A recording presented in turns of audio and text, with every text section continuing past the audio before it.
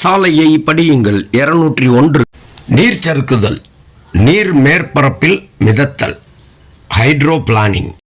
ஹைட்ரோபிளானிங் என்பதற்கு தமிழில் நேரடி சொல் இல்லை. ஆனால் இது நீர்ப்பரப்பில் சறுக்கி ஓடுதல் அல்லது நீரினால் வாகனத்தின் கட்டுப்பாட்டை இழப்பது என்று பொருள்படும். ஹைட்ரோ என்பது கிரேக்க வார்த்தையாகும். அக்வா என்பது லத்தீன் வார்த்தையாகும். மேற்கண்ட 2 வார்த்தைகளுக்குமே தண்ணீர் என்று பொருளாகும். சாலையில் வாகனத்தில் ஏற்படும் அசைவுகள்: 1 rolling, 2 pitching, 3 swaying, 4 yawing, 5 ஹீவிங், 6 surging. மேற்கண்ட அனைத்து அசைவுகளும் அபாயகரமானவைகளே. யாயிங் என்பது வாகனமானது தனது மையத்தை அச்சாக வைத்து இடது அல்லது வலது சுழலுவதாகும். Hydroplaning, aquaplaning. Swaying and yawing can be a symptom of hydroplaning. ஹைட்ரோபிளானிங் என்பது சாலைக்கும் டயருக்கும் இடையே நீர் அடுக்கு உண்டாவதாகும். இதனால் வாகனம் இழுவை திறனை இழக்கும். புதிதாக மழை பெய்துள்ள ஆரம்ப நிமிடங்களில் தரையில் உள்ள ஆயில் மற்றும் தூசியுடன் கலந்து வழுக்கும் தன்மையுடன் இருக்கும். நீர் இருப்பதாலும் ரோடு கிரிப் இல்லாததாலும் ஸ்டியரிங்கை திருப்பினாலும் வண்டி நேராகத்தான் செல்லும். ஹைட்ரோபிளான் ஏன் உருவாகிறது? கூடுதல் வேகம், மிகவும் தேய்ந்த வழுக்கையான டயர்களில் அதிகப்படியான காற்றழுத்தம், சடன் பிரேக்கிங் அல்லது சடன் ஆக்சலரேஷன், ஈரமான சாலை வளைவில் அதிவேகமாக ஓட்டுதல், சாலையின் மேற்பரப்பில் தண்ணீர் நிற்பது ஆகிய காரணங்களால் ஹைட்ரோபிளான் உருவாகிறது. சாலையில் நீர் உள்ள சூழ்நிலையில் நீங்கள் அதிக வேகத்தில் வாகனத்தை இயக்கினால் அதிக வேகம் காரணமாக டயருக்கும் தரைக்கும் இடையே உள்ள நீரை வெளியேற்ற இயலாது. இதனால் தரைக்கும் டயருக்கும் இடையே தொடர்பு இருக்காது. தேய்ந்த டயர்: குறைந்த ட்ரெட் டெப்த் கொண்ட டயர் தண்ணீரை முழுமையாக வெளியேற்றாது.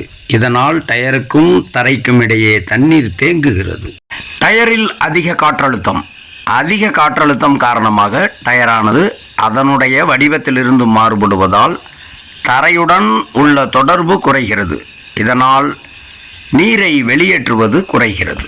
சடன் பிரேக்கிங் மற்றும் சடன் ஆக்சலரேஷன்: திடீரென்று பிரேக் அப்ளை செய்யும் போது அல்லது ஆக்சலரேட்டர் கொடுக்கும்போது ஹைட்ரோபிளான் காரணமாக தரைக்கும் டயர்களுக்கும் தொடர்பு இல்லாமல் இருப்பதால் வண்டி வழுக்கிச் செல்ல ஆரம்பிக்கும்.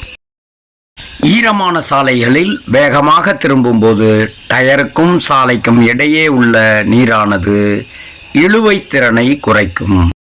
சாலையில் தண்ணீர் தேங்கியுள்ள சூழ்நிலையில் நீங்கள் அதிக வேகத்தில் வாகனத்தை இயக்கினால் அதிக வேகம் காரணமாக டயருக்கும் தரைக்கும் இடையே உள்ள நீரை வெளியேற்ற இயலாது.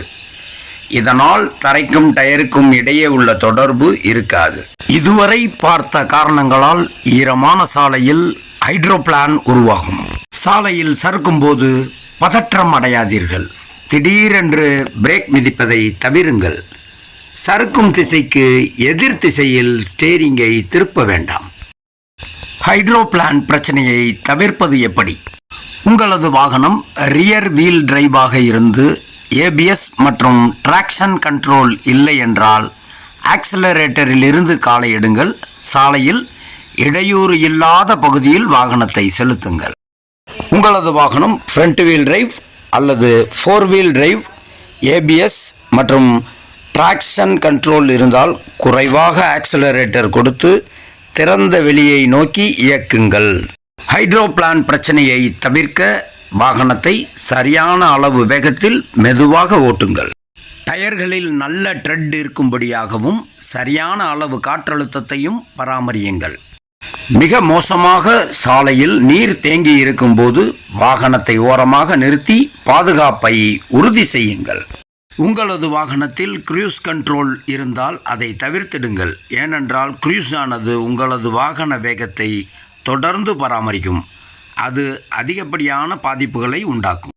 அதிக அளவு தண்ணீர் தேங்கியுள்ள பகுதிகளில் வாகனம் ஓட்டுவதை தவிர்த்திடுங்கள். நீங்கள் ஓட்டுநராக இல்லாவிட்டாலும் பரவாயில்லை. தினசரி ஒரு விஷயமாவது சாலை பாதுகாப்பை பற்றி படியுங்கள்.